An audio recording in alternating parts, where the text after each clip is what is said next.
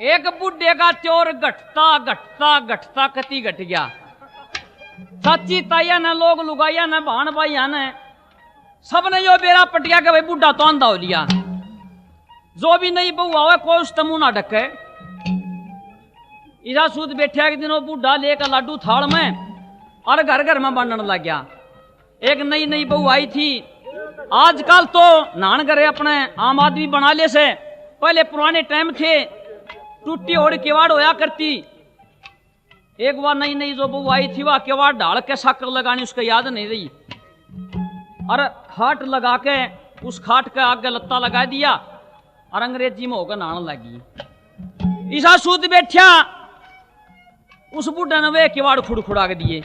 मिला कोई मर्द मानस है। उस बहू ने सोची हाँ ओए दादा जिसने दिखता नहीं नु लिया दादा मैं सु भीतर ना आ जा। ये बूढ़ा तो भीतर न चलेगा देख के उसका नहीं और बूढ़ा ने मुंह फेर लिया। तुमने ला बेटा लाडू ले ले।